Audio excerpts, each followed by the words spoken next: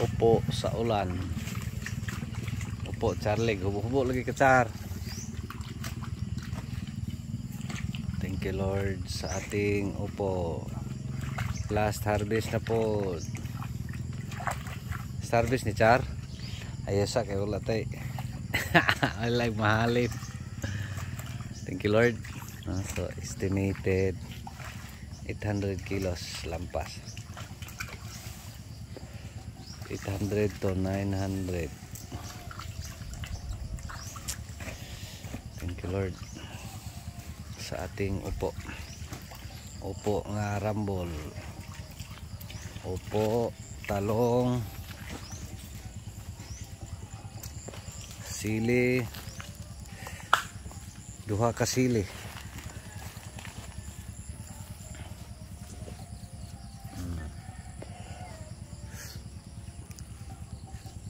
Sili, upo, laya na.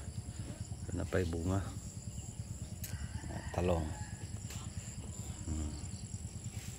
Buhay ng talong. Buhay na yung talong guys.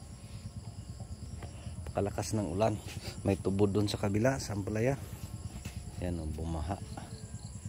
May baha-baha. Thank you Lord. Meron pa. No? So God's blessings sa upo. Please pang survive, no? Hanggang maka harvest tayo ng ampalaya doon sa kabila in 10 days time. Selection na tayo. Pa upo doon sa taas ng kamansilis oh. Pang seeds.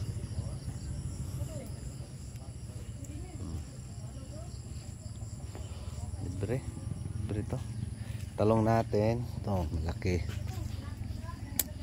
Laki na yung iba. Parang malapit na mamulaklak. Ay nako. Buhay na yan. Dahil nadiligan tapos naulanan. Thank you Lord sa blessing sa ulan. Laking tulong sa ating mga farmers. God bless everyone. Short video. Saturday blessings ng upo.